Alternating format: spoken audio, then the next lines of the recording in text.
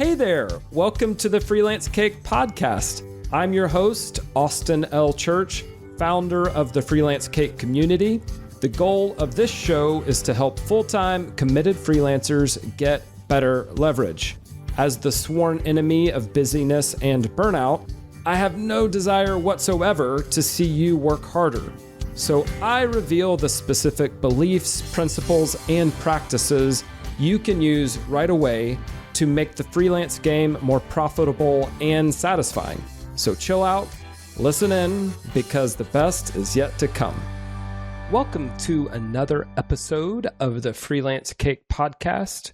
Most freelancers eventually run into the same problem. The business grows, the opportunities increase, and somehow success starts feeling heavier instead of lighter. The very skills that got you here become the reason you're stuck. My guest today is John Jonas, the founder of OnlineJobs.ph and one of the pioneers of online outsourcing. For nearly 2 decades, John has helped business owners build remote teams and create leverage through delegation systems and leadership. In this conversation, we talk about what really keeps freelancers trapped in the operator role and why hiring support is often less about tactics and more about identity. John shares how bringing on the right help can free up time for strategy, business development, and growth, and why waiting until you're already overwhelmed is usually waiting too long. John and I discuss common hiring fears, including how to know when someone isn't the right fit. We discuss why training takes less time than most people think. We discuss what separates freelancers who successfully build teams from those who remain stuck doing everything themselves. And because it's impossible to have this conversation without talking about AI, we explore where AI fits into the picture, what it can do well, and why human talent remains one of the most valuable assets a freelance business can invest in. If you're feeling stretched thin, if you're craving more capacity, if you're wondering whether it's time to stop being the sole engine in your business, this episode will give you a different way to think about growth. All right, sit back and enjoy my conversation with John Jonas. John Jonas, I am so happy to be having a conversation with you. For people who are listening who don't know who you are, have any clue what you're doing, can you give them the 2-minute summary? How did you become one of the world's outsourcing pioneers? So I run an online job board for virtual workers in the Philippines. So if you're looking to get any sort of work done that's done on a computer or on the phone or online or whatever, you find them at OnlineJobs.ph. So how did I get there? Well, in 2005, I got some really good advice to hire someone in the Philippines because I was trying to run my own businesses online and was really kind of struggling. And I got some really good advice and hired someone, and it completely changed my life. It was like, within a couple of weeks, it was like there were 2 of me, where previously it had just been me doing everything and I was drowning. And having 2 of me was amazing, especially because I was paying this agency $750 a month to hire this person. And I knew I could get another person and do whatever. How did I get here? Well, I did that a few times, and I was in a mastermind group and people just started asking. They were asking every single week, how are you doing this? How are you doing this? How are you doing this? Finally, I was like, dude, look, I keep explaining the same things. So how about I record everything I know, which was very, very little at the time. I recorded a 45-minute audio. This is 2007. And it went crazy. People all over the internet were listening to it. And that was kind of how it progressed. And there was just a progression from there. I wonder how many businesses have begun with irritation. Please stop asking me the same questions over and over again. So you had success in getting the support you needed. That support transformed your life. Then there's the 45-minute audio. And eventually you started OnlineJobs.ph. Why the Philippines? And then why is the Philippines an especially good place for like solopreneurs and advanced freelancers to look for support? So I started OnlineJobs.ph because finding people are listening to this audio, and then I start doing phone calls with people, kind of like this, but back in 2006 and 2007. And finding people just sucked. It was terrible. You had to go through an agency to find people, and it was bad, right? So to answer your question, why the Philippines? So taking a step even previous to that, I had tried all of the methods that were out there. I had tried Odesk, which is now Upwork. And I had tried India, and I had tried hiring people locally. I had tried all these things. AI didn't exist at the time. And every one of them was a disappointment. When I tried Odesk the first time, I was like, oh yes, this is it. I finally found the thing I've been looking for. And I hired this guy. That's how I felt, like, oh my gosh, this is amazing, right? I could actually find talent. What I didn't realize at the time was those platforms are, and they don't do this intentionally, but this is how they're built, because this is what people demand. They're built around 100% turnover. Like, turnover is required in those businesses because someone comes on, they have no choice but to start at $3 an hour. But in order to make more money, they have to get a job, get feedback, and get another job that pays $3.50 an hour. So that person is no longer with you, right? So now they're making $3.50 an hour on another job, and they have to do that and get feedback so they can make $4 an hour. And so that person, like, you put in the same amount of work to find that person for that job. This is what I did. You put in the same amount of work as I do now to find a full-time, long-term person. So like that first person I hired in 2006 is still with me today. Wow. So you asked why the Philippines? Here's what I found in what I came across in the Philippines. So I had tried all these methods, and when I found the Philippines, I found this guy is intelligent. He doesn't know very much. I mean, this is 2006. There just wasn't a lot then. There's way, way more now. But he didn't know very much, but he was willing to try really hard. He was willing to follow instructions. He was willing to think between the lines. Like I'm giving instructions, and my instructions aren't perfect, and I missed something, and he's like, oh, well, I figured this out on my own. And then I just found they're super loyal, like almost to a fault, to where like he still works for me today. And the next person I hired in late 2006 still works for me today. And the person I hired in 2007 still works for me today. And one that I hired in 2008 left for a few years. Actually, we let him go for a few years. He went and got experience elsewhere and then came back to us, and he works for us again today, right? And he's amazing, right? So I have like 60 people that work for me today, all in the Philippines, almost all full-time. And there's just this set of cultural things that makes the Philippines different, including, like, you'll notice really quickly if they're honest with you or not. And not everybody is, but you'll know. They're intelligent, like they're college educated, which is where people learn to think. You'll find almost everybody has a university degree. English is a primary language in the Philippines, so you'll never have a communication problem. Not everybody is fluent, but at least the communication issue won't be there. It's super easy to find people who are very, very fluent, like speak better English than I do.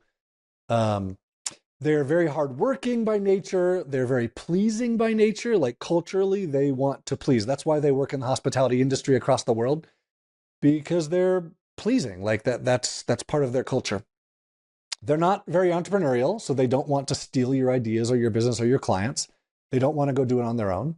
So there's this like super unique set of circumstances where they want a job, they want a stable job. They want to do good work. They're thinkers. They're willing to think outside the box, as long as you're willing to give them the ability to.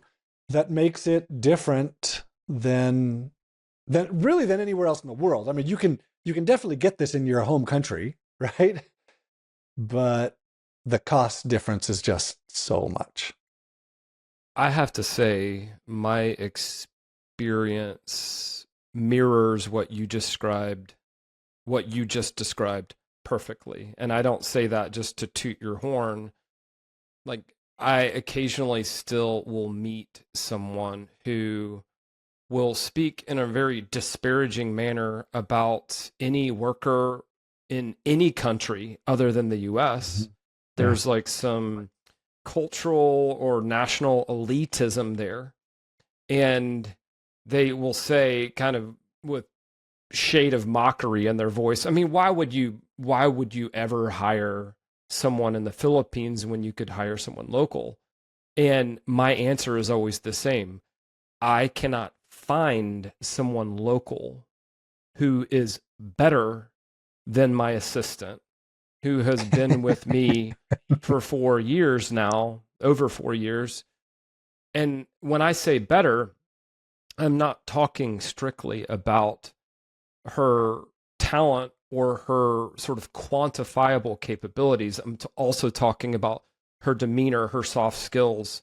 I'm not exaggerating when I say I have never gotten the smallest hint of a bad attitude.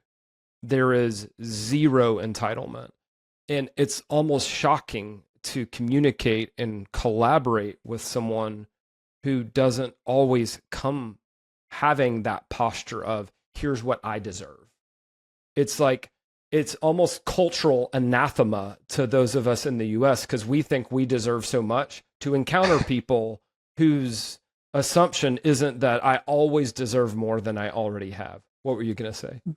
Okay, so I have two things to add to this conversation of what you're saying, because not everybody you find is going to be like this. Most are.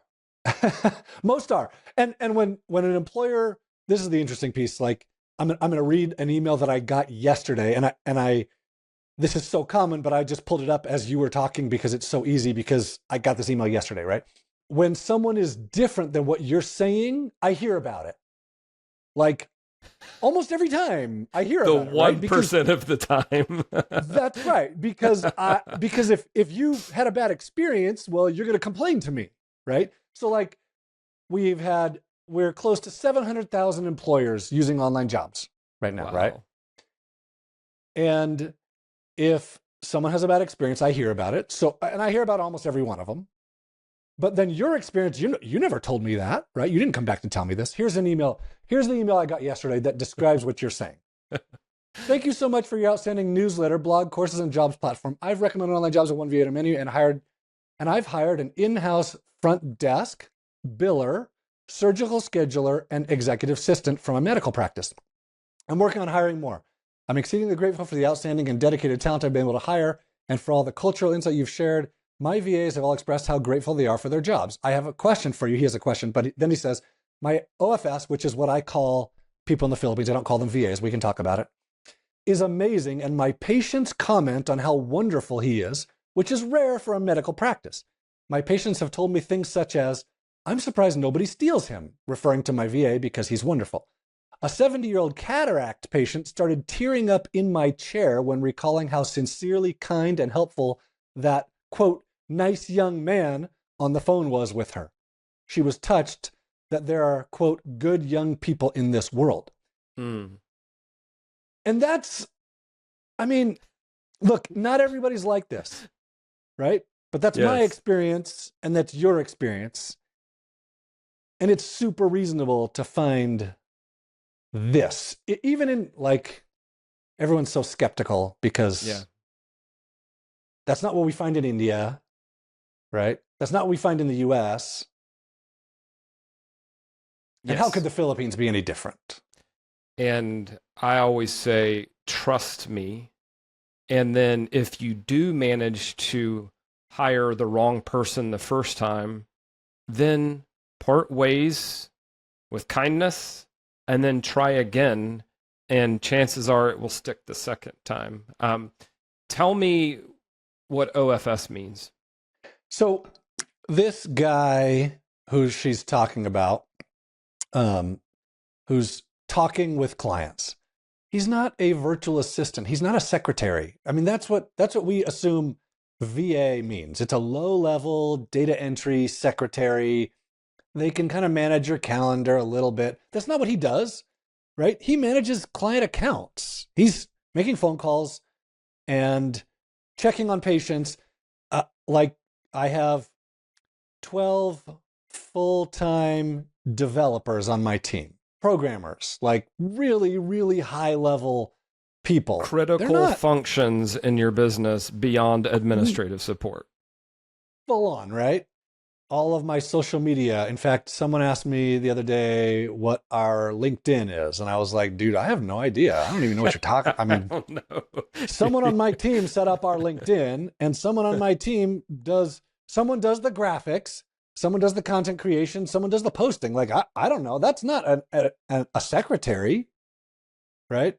These are specialists in what they do. Someone writes and manages my newsletter. No, I edit it because I want to make sure it's flawless, right? She's not a secretary. And that's where I get away from the VA term, and I want to call them Online Filipino Specialists, because they're specialists. And maybe I should call them virtual specialists.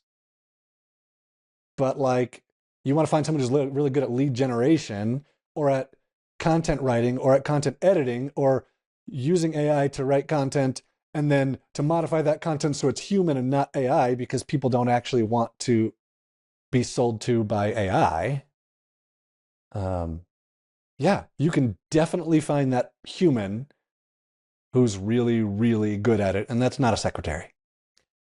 I'm going to piggyback on that and say what has surprised me is, and it shouldn't have surprised me, is how good at these various business critical roles some of the specialists I have hired in the Philippines have been. Shouldn't have surprised me that someone in another country could be as good or better than I am at something. Like, hey, Austin, can you get off the arrogance horse just for a second? But I do want to talk about the paradigm shift, because a lot of advanced freelancers are so accustomed to and pride themselves on doing everything themselves, all the writing, all the client management, invoicing, marketing.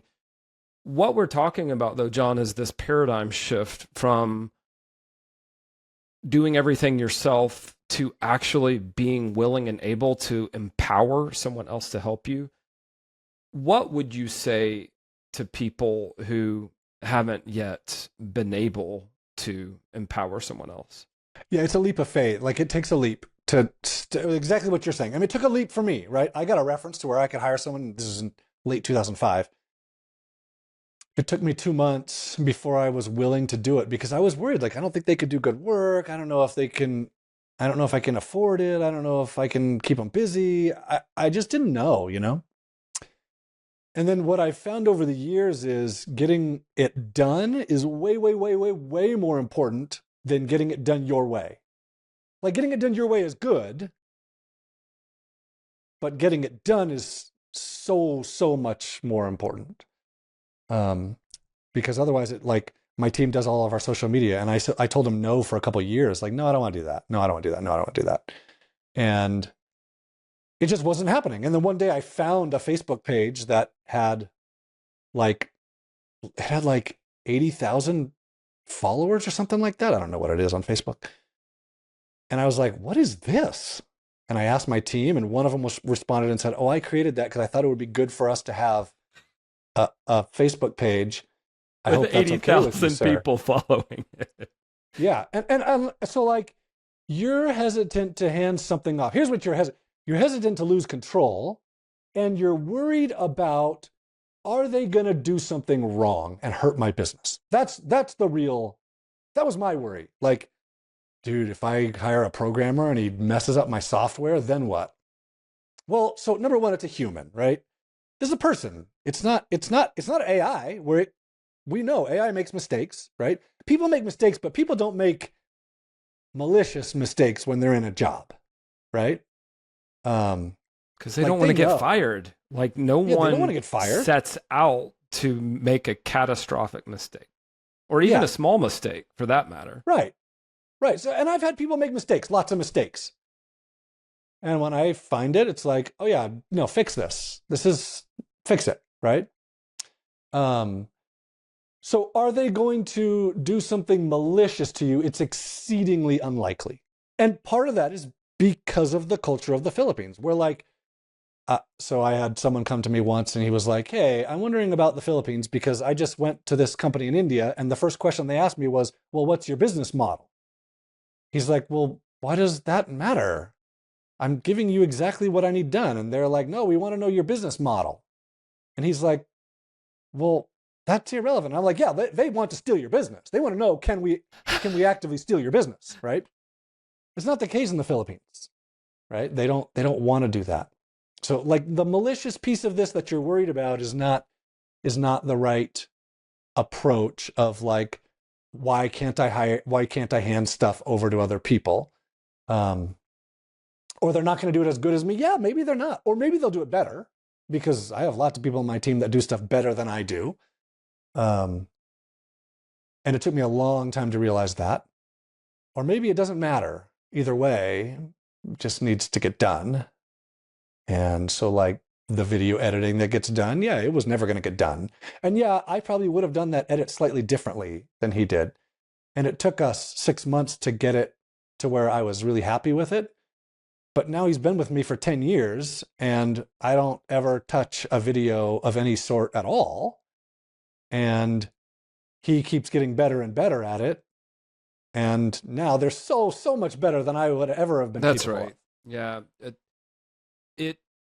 Hiring brought me face to face with my addiction to control and to chaos.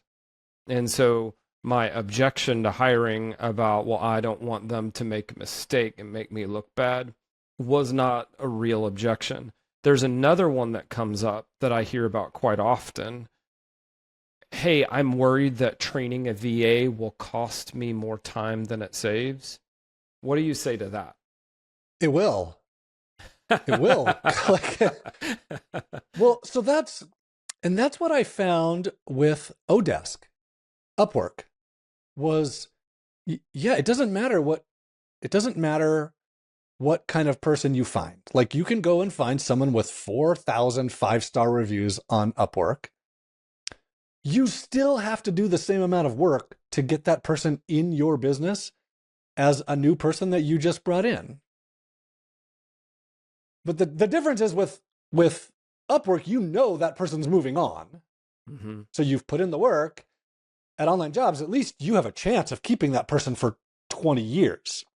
And that's the real magic that I found was I hire staff. So like Joven that I hired in 2006, who knew nothing. And the very first thing I wanted him to do was write articles and publish them and do all this SEO stuff for me. And I had to teach him all of it. That was 20 years ago. Now we have a full SEO team and I didn't teach them anything. Joven oversaw it, right? And Joven oversees Online Jobs. And Joven is overseeing us creating a university in the Philippines.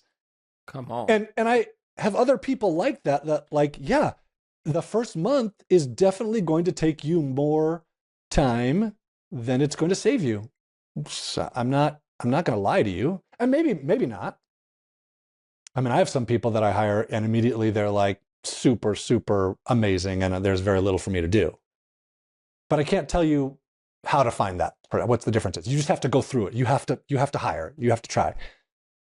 And then it's the loyalty thing of the Philippines, which I didn't talk about that.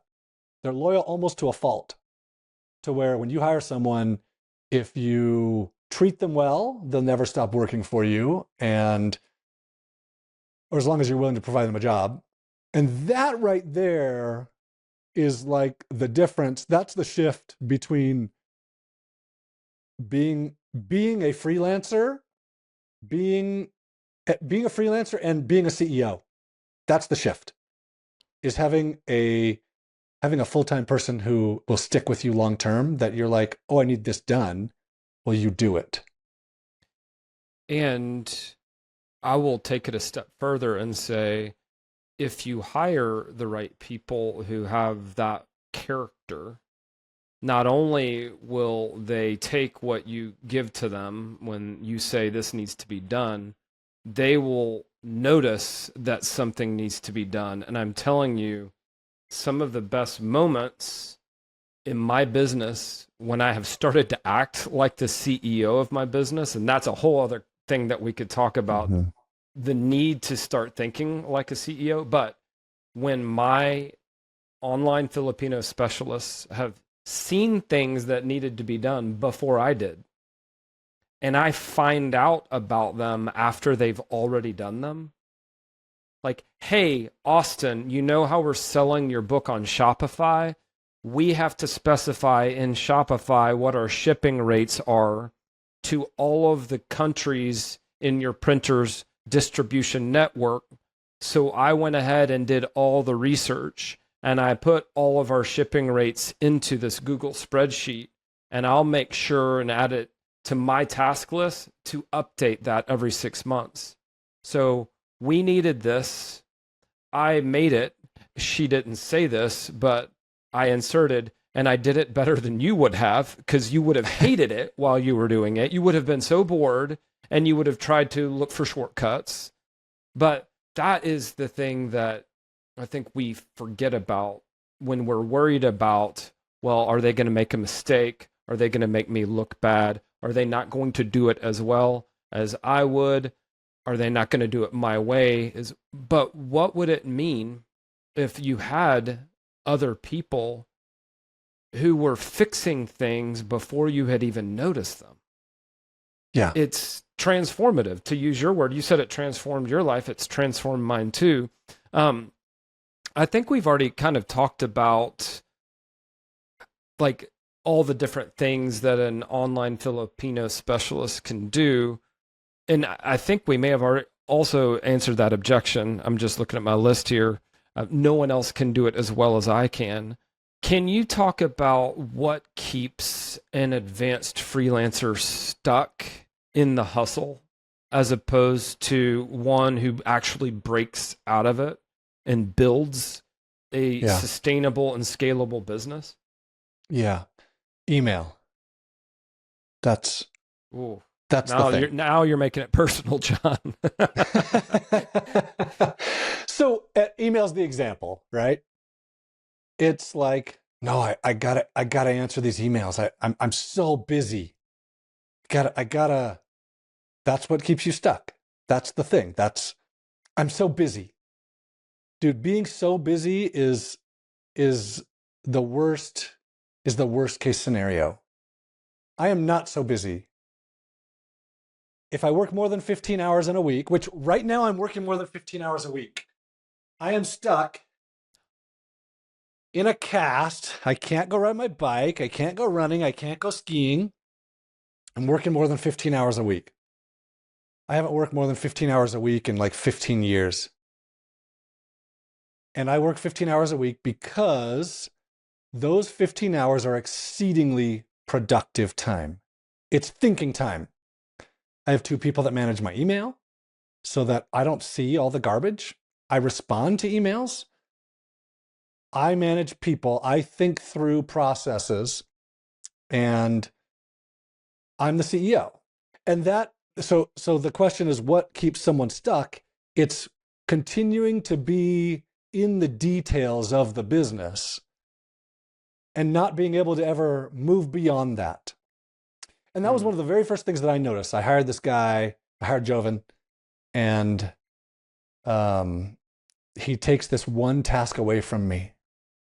And it was something that I hated doing. And I was spending, hours a week.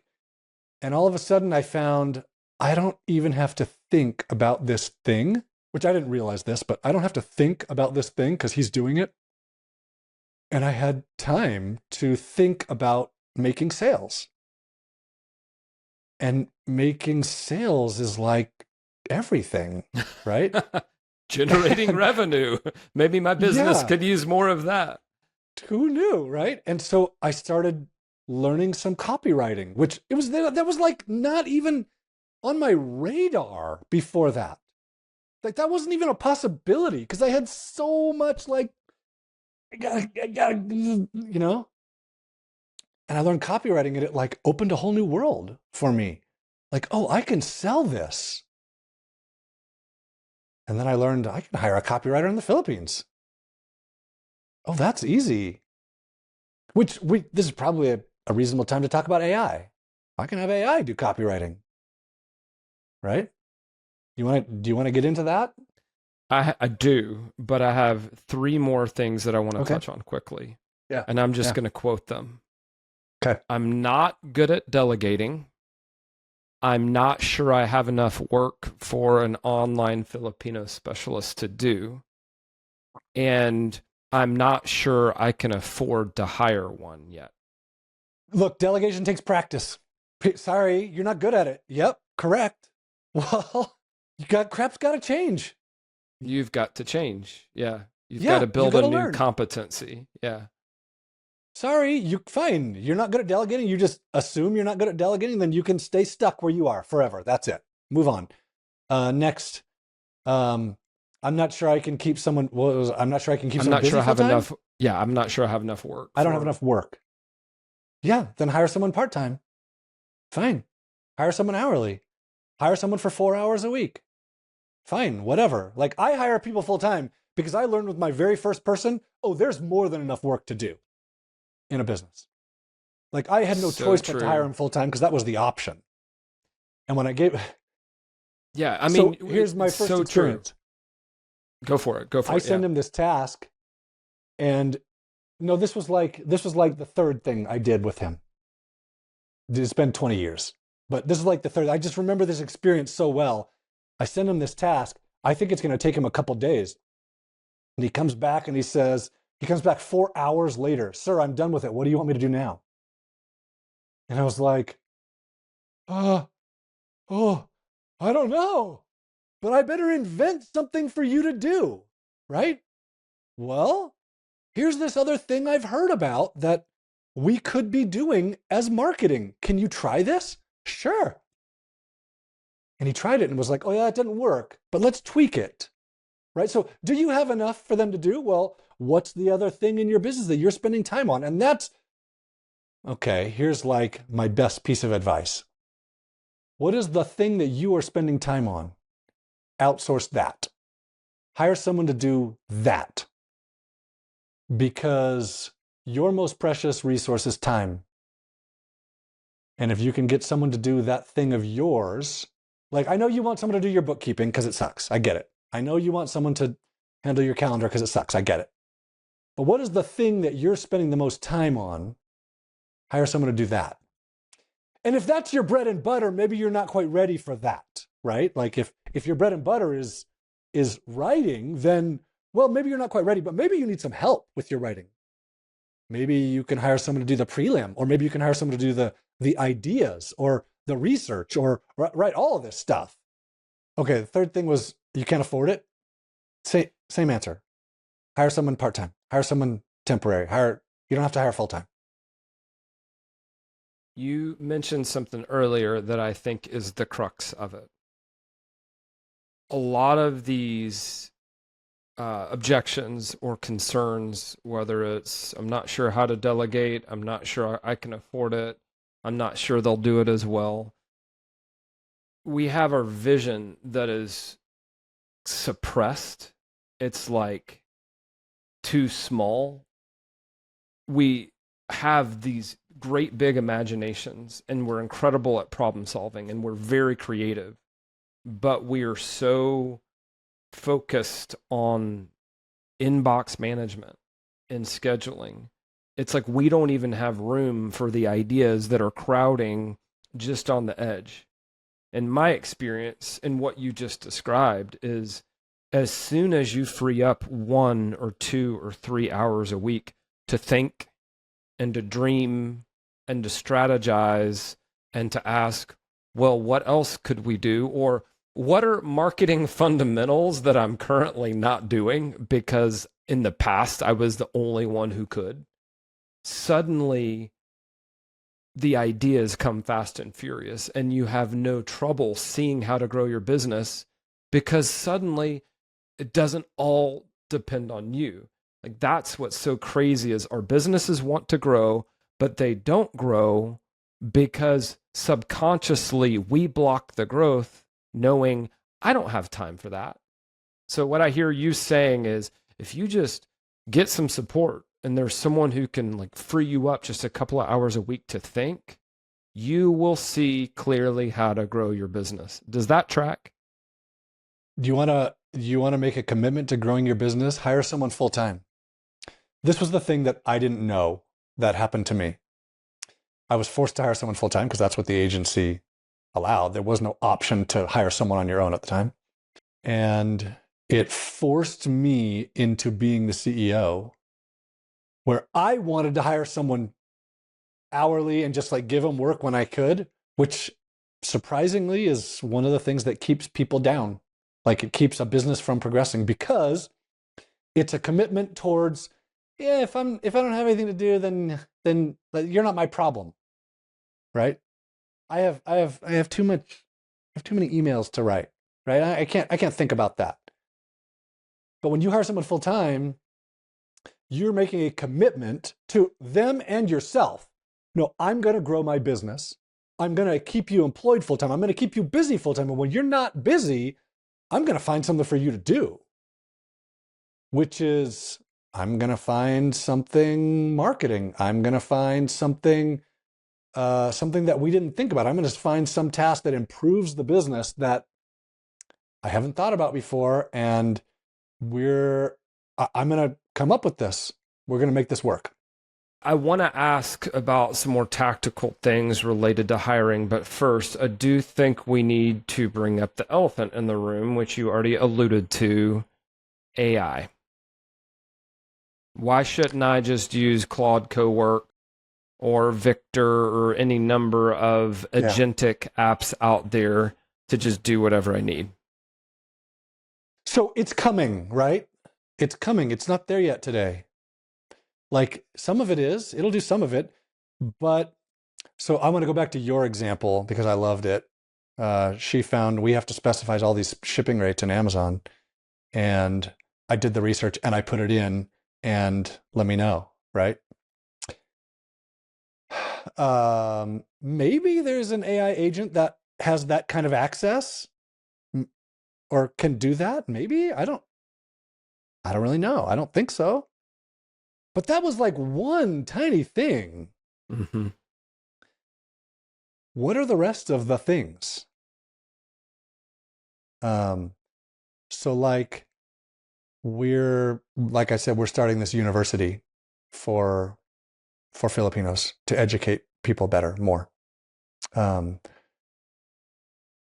And is an AI agent going to build a university? No, not going to happen, right? But I have 2 people working on building this university in the Philippines right now, doing a great job. This morning, one of them sent me, hey, here are the other pages that I think we need on the website, and here's what I think they should have on them. Yes, write those, please. And I don't care. You can use AI, but here's where it comes back to. So over the last year, we've looked at our hiring process, and we started going down the path of employers want to filter people with AI. Cool, fine. Like we can filter. And I get contacts by companies once a week that say, we'll interview people with AI. And I'm like, dude, everyone in the Philippines is using AI to apply to jobs. And you can tell, you're not stupid. Like, you know when something's AI. They're applying to jobs with AI, and we're interviewing with AI. And now there's no humans involved, right? This is just AI talking to AI. Is that really what you want? Like, if you go to a business, do you want to interact with AI? I mean, do you want an AI doing your social media? Do you want to read AI posts from social media? What I think is going to happen is we're going to swing this pendulum super far where like AI is going to do everything. And humans are going to be like, yeah, I don't want your AI crap, right? I mean, I got on Twitter the other day to look at some snow forecast stuff, and I got onto X the other day, and I saw AI post after AI post after AI post after AI post, and I closed it. I'm like, I'm out. Sorry, I'm out. I'm done. Yeah. I'm done. Right? Is your business just AI? Well, I don't want to do business with you, right? That's what I think is going to happen. Obviously, AI is amazing, and it's doing all kinds of stuff, but I still want a human-to-human interaction. And I think, I mean, that's like deeply, deeply ingrained in human nature is person-to-person interaction. Like that's like all of love and relationships and everything.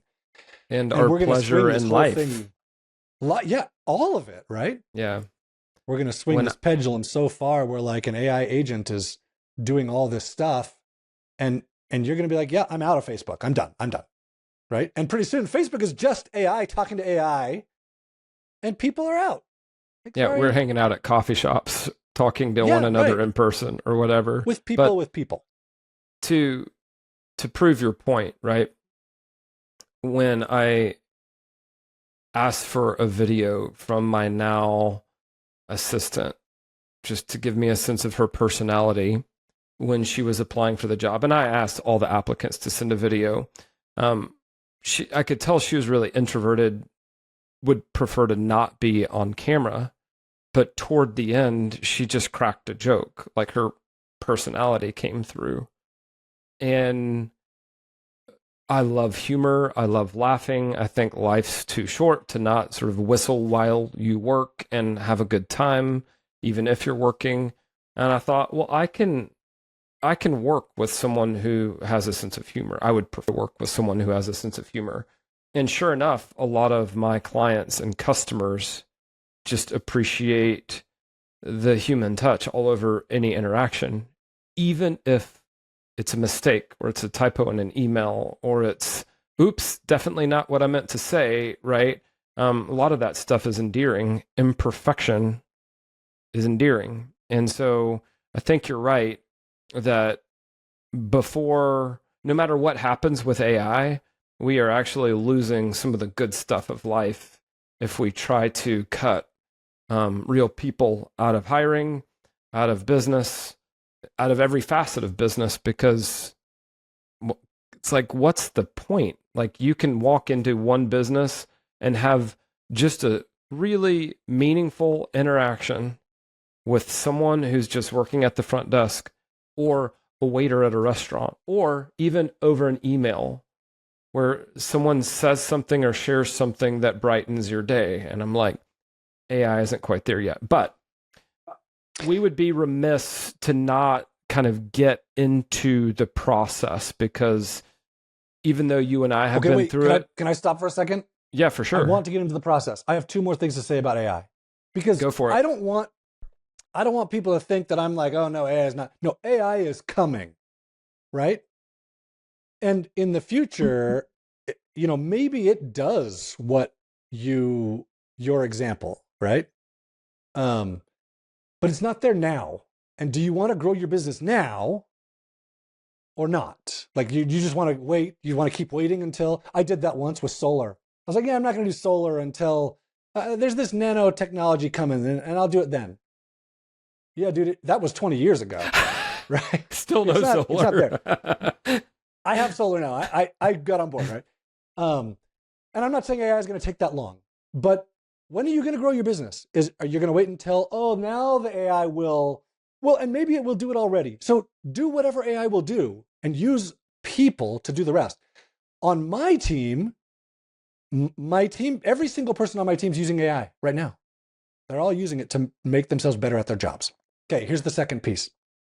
And what maybe you don't realize, AI is unbelievably good at creating videos, marketing videos. You can say, hey, make me an AI, not make me an AI, make me a marketing video, someone talking about this thing, right? I have a good friend that's running a performance company. He has a performance substance, whatever. And he's been making videos himself, and he's been making these AI videos. He's like, dude, look at this video AI created. And I'm like, wow, that is unbelievable. Like, it is so good. Like, better than what I could create. And he came back to me a week later. He was like, dude, I've been running all these videos. The AI videos will not perform. They won't perform. Like, the ads just don't perform. The videos are unbelievably good. Every single video I create outperforms them. Why? I don't know. I'm just giving another situation where like anecdotal data that I think the point you made is really good. I've had some friends who kind of went all in on AI, and they've actually spent so much time learning how to create agents, how to connect agents with each other, and how to try to delegate all this. But the thing that hasn't happened is the revenue hasn't gone up. Now, other people, maybe they have seen revenue go up, but I think it's that classic conundrum that entrepreneurs find ourselves in, which is, are we keeping the main thing the main thing? And if I really want to grow my business, and I can grow my business right now by getting out of my inbox and out of calendar and scheduling activity, giving that to someone else, or delegating coding to someone else, or in my case, I hired a marketing coordinator. I'm a marketing advisor. I know how to market. And I'm like, I'm still the bottleneck in my own marketing.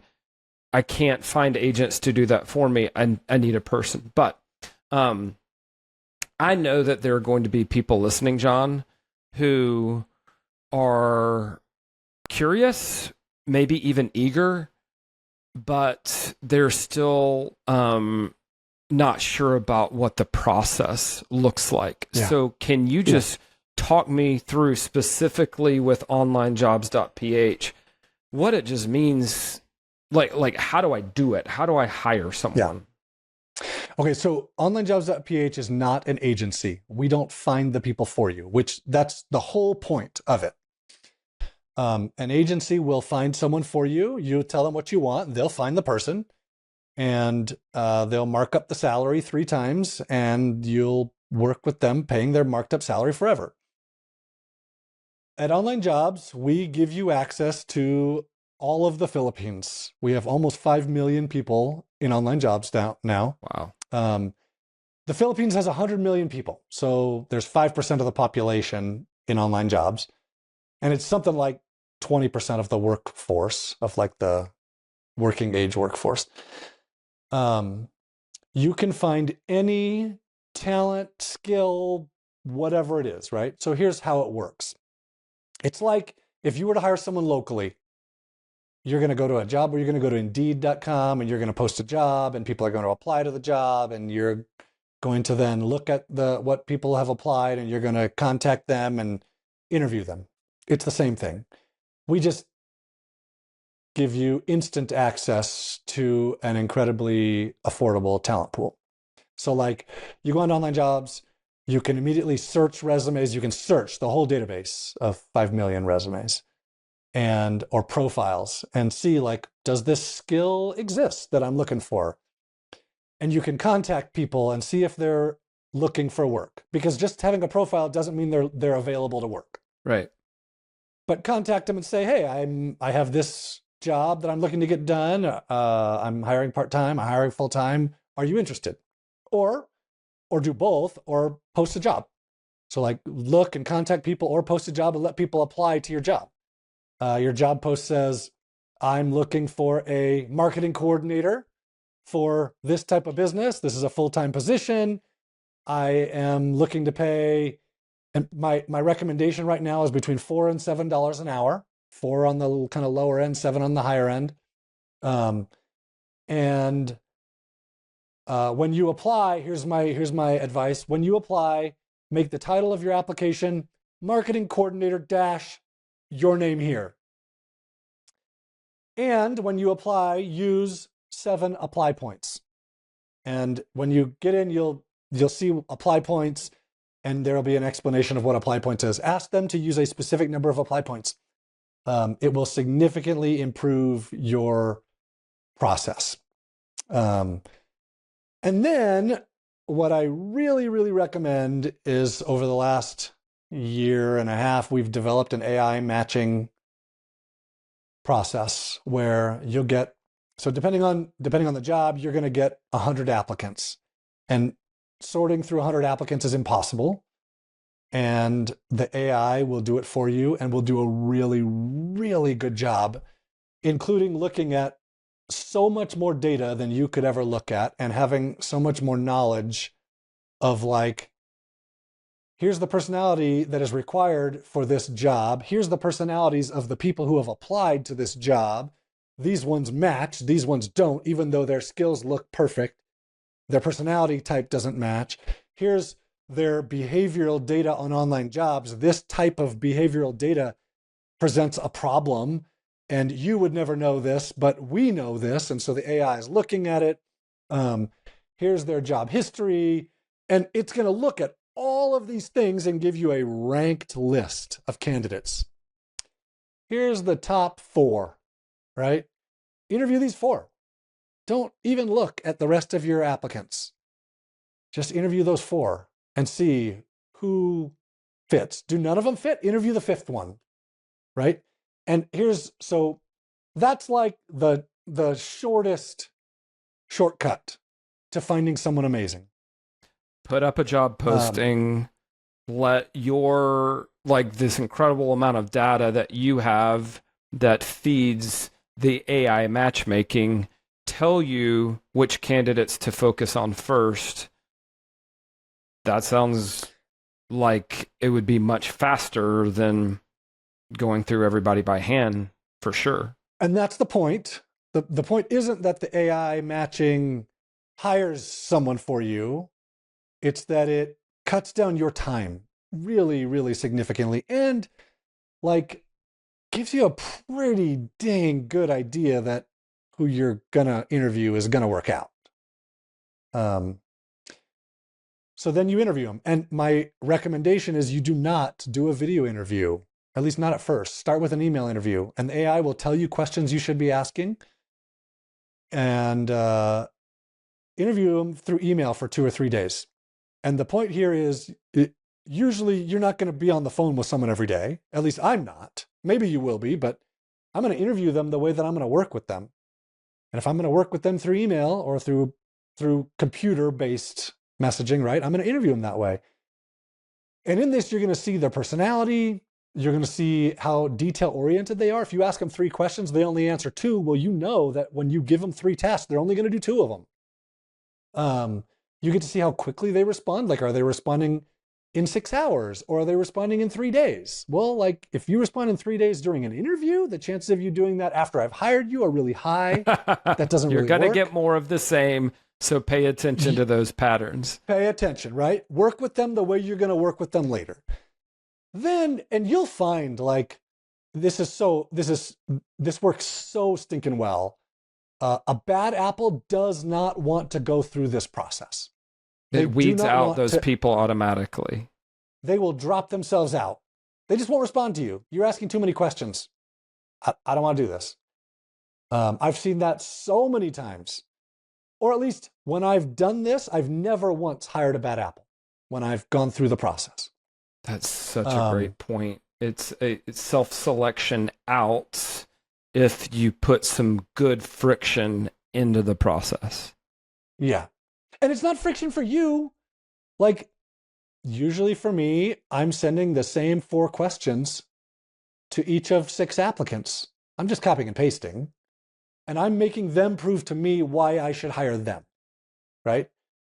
I'm not writing big, long emails. I'm asking questions, and I'm asking for their responses. Then, and I'll find I'm dropping people out. Like, I'm sorry, I do not like your responses. I don't like the way I'm getting. And I'll just say, sorry, I chose to go a different direction with this. Right. At some point, I'll give a test task. And you could do this first also. a test. Like I want you to do this and I want to see. Now, the problem with doing that first is my goal with a test is different than most people's. My goal is to see how well we work together. Like, it's not to see how well you do the work. I mean, yes, that can be a part of it, but it is to see, do we work together? Like, do you ask good questions? Do you get it done right? Or do you ask good clarifying questions so that we can work together to get this done right? Yeah. Because if you just do it wrong and you don't ask anything, well, the chances of you just doing it wrong later are pretty high. Yeah. Right? Yeah. And then now is the time to do a video interview. And the problem is the culture of the Philippines does not want to do a video interview up front. They don't trust you. It's all about trust in the Philippines. If they don't trust you, you're going to have a bad experience. And they don't trust you in the beginning. They don't trust you to not embarrass them, to not yell at them. Once you've emailed them a few times, they start to trust you. And now they'll show up to an interview. Now you're going to get what you're looking for. So and now it's super easy to hire. Now it's like, okay, well, I like you. I want to offer you a job. Here's the salary. And when can you start? Tomorrow. Okay. So 2 questions to follow on that before we end. I'll let you decide which order. How do you know if someone isn't working out? Because my experience is no matter how good the preliminary tests are, sometimes you still discover things that make a person not a great fit. But I want you to answer that question. And then 2, are there any other patterns that you've seen amongst your most successful users, like people who are very successfully hiring on OnlineJobs.ph? What are they doing differently than the people who are unsuccessful? So have at it. That's the best question I've ever been asked. Wow, you just totally distracted me from the first question. Sorry. What was the first one? The first one was, if it's not working out, how do you know? Yeah, okay. Well, I mean, usually you're just going to know, right? Like, gosh, I really don't like getting an email from them every day. I don't like getting their daily report. The work just is not working and they're not following instructions. So the first thing you should do when this happens is look at yourself, because usually I find your instructions aren't as good as you think they are. I mean, that's... Sorry. Sorry, like I've seen that too many times, both with everybody, I mean, hundreds of thousands of people, right? And myself. When I find that I'm not getting the right work done, I'm like, dude, this is so easy and obvious. I made these amazing instructions. And when I go back and look at my instructions, I'm like, whoa, that was bad, right? So that's the first thing to do. Assume it's your fault. And if you assume it's your fault, you're probably going to have a really good experience. And that is one of the things that I see employers who succeed do differently than employers who don't. Employers who don't assume this person's lazy. They don't actually want the job. They're not showing up. They didn't show up today and I'm going to fire them. That's hire slow, fire fast. Where employers I see succeeding, they take responsibility and they're like, well, what did I do wrong here? And usually, look, if someone in the Philippines gets a job working for you, working for a foreign employer, they want that job. Like, it's hard to find a job in the Philippines. It's not like the US where, oh, you just go get another job. No, a job is a really precious commodity, especially a stable job. And if they're not doing the work, there is something else wrong. And employers who just assume this person sucks, or the Philippines sucks, or this doesn't work, are the ones that they don't make this work. Those who assume this is my fault, what did I do wrong here, are the ones that, like, they come back to me and say, hey, I've had people working for me for 12 years now, and it's amazing. Right. They're all amazing, right? Those who do a good job care. Those who succeed care. That's the thing. They care about the people they hire, and they treat them that way. It's not a robot. It's not a commodity to be discarded. It's not an expendable commodity. It's a person. What's the time frame? Like, I'm low ego. I'm assuming I provided incomplete or bad instructions. I'm continuing to give you more chances to actually please me. At what point do I listen to my frustration or disappointment or confusion and pull the plug? I don't know. I don't have an answer to that. I have historically gone way too long with it, but that has also helped me figure out some people. And then they're like, when you push through that, they become amazing. I've let some people go and it's been great. I'm so glad I let them go. Just a month ago, I hired a developer. This is probably 2 months ago now. I hired a developer off of a recommendation from one of our current developers. And the first thing we gave him was a disaster. It was a disaster. And I was like, oh my gosh. I vetted this dude, and one of my really amazing developers vetted this dude. Like, he knew him from before. He's known him for years. This guy's really good, but this is a freaking disaster.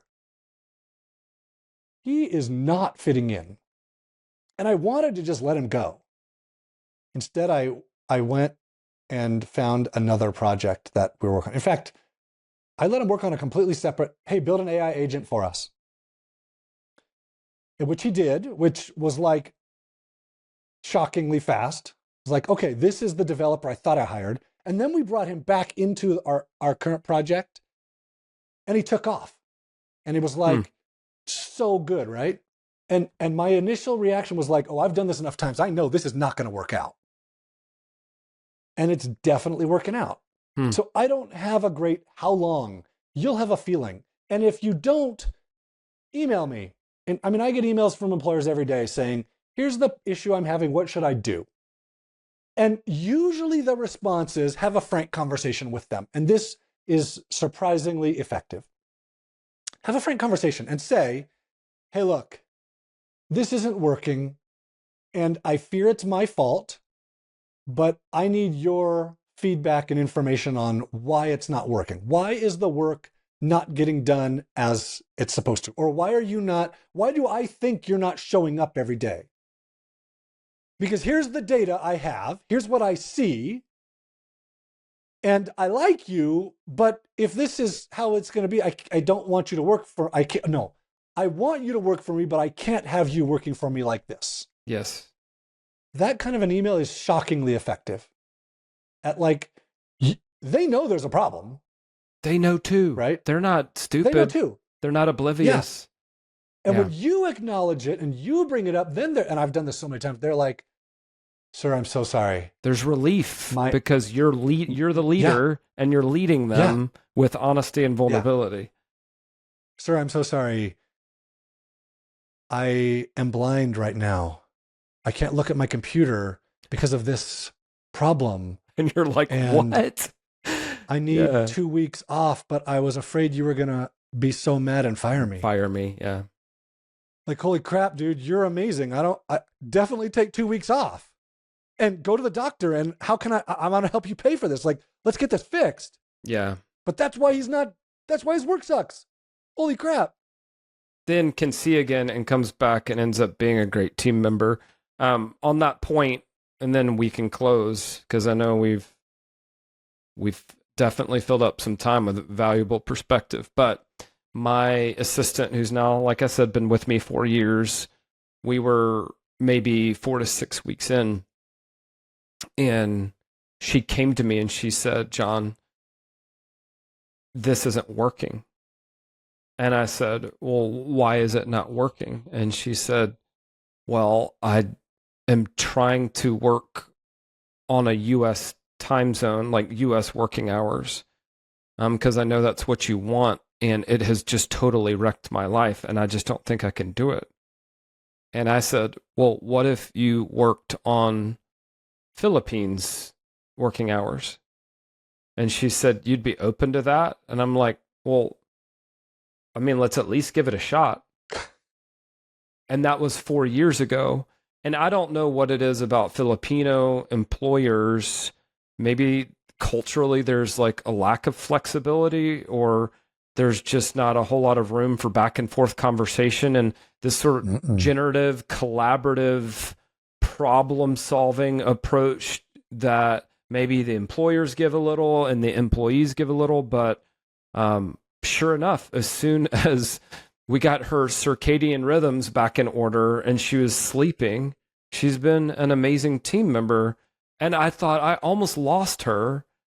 I almost let her quit before expressing, like, showing curiosity and compassion and being like, well, what's going on? So I want to bring up one thing which you've danced around this whole time, which is, if your assumption is that people want to do good, meaningful work, and if that is your assumption and good, meaningful work is not happening, then you can often find the obstacles or the pathways forward so that good, meaningful work can happen. But it seems like so many people who are hiring assume that people are lazy by default, don't want to do good work, want to take money and not give anything in return. And that just has not been my experience with people around the world, especially in the Philippines. Like, very few people feel good about taking money and not doing great work. That's my experience. This is one of the things that successful employers do. Like, I've always said, you don't hire a rock star worker. You manage someone into a rock star worker. There you go. Right? She was a problem until you figured out the problem. Like, she wants to contribute. Not everybody. Almost everybody wants to contribute. 95% of people. Yeah. Yes. Yeah, yes. They want to contribute to your business. They want to be amazing. You have to find the problem. I had that exact same conversation with Joven in the beginning. And then I never made someone work the night shift again, except for our customer support team, some of them. And then some people are night owls anyway, and they don't mind. It works for the life that they want. Okay, you have been so generous. I cannot wait for people to actually go for it and hire their first or third or fifth or 10th online Filipino specialist. You have graciously offered your VA quick start guide. Can you tell me briefly what people can expect? And this is free, everybody, but what will people find inside of this quick start guide? Just give me like 20 seconds. So the quick start guide will go over, like, I think it's 24 things that you have in your mind, or maybe things that you haven't thought about that you should know. And they're like one paragraph each, super short, just so that you're like, okay, I feel comfortable now doing this. That's awesome. The point of it. Get clarity so that you can take action and hire confidently, sounds like. Also, and this is for folks who buy the All Access Pass, there's a giveaway. 10 people are going to get the One VA Away Challenge. Again, I appreciate your generosity. And I'm guessing that this challenge is go hire an online Filipino specialist. Do it. Like, take the challenge and go do it. It's no. I got that wrong. Yeah, sorry. Look, if the One VAOA challenge is my process. It's exactly what I do to hire someone great every time. If you're doing that, you're already on board with hiring someone. Like, you're going to go hire someone. But this is exactly what I do and what I'm thinking about when I'm doing these things, so that you don't make mistakes. Because that's I know that's a huge fear. Like, I'm going to make mistakes. I'm going to do something wrong. I'm going to hire the wrong person. It's not going to work. Like, you're paying for online jobs. You have to pay for online jobs. Well, here's how I use online jobs. And here's avoid Here's most what of the do. mistakes most of the time. And it makes it easy for you. So like what I say is, if you go through the videos of One VAOA and you do the steps at the same time, it shouldn't take you more than 2 to 3 hours of your time total across a week to hire someone amazing. Wow. That's awesome. John, thank you again. Always a pleasure. And I can't wait to start getting stories about people who are making these hires and saying, what took me so long? So I appreciate you, and I look forward to the next one. Thank you so much. It's good, so good to be here. Hey, before you go, let me invite you to join our community for more established, advanced freelancers. It's called the Freelance Cake Community. One member named Michelle had this to say: I'm just so impressed by the quality of the conversation that's happening in the group. The in-depth questions, experiments, and thoughts being shared are just so refreshing. In the other communities I'm a part of, it's all beginner questions, which is fine, but it's awesome to find a more advanced space where it's okay to ask more advanced questions. Thank you, Michelle. Here's a little more about the community. Each week we do live group coaching and live co-working. You get access to a massive resource library and obviously the community itself, which we host using Circle. Of course, the people are the best part of all this. It really helps to surround yourself with smart, accomplished, and optimistic people who are out there taking risks and building the businesses they really want. If that interests you, visit freelancecake.com/community to learn more and apply. You can find that link in the show notes. I hope to see you there.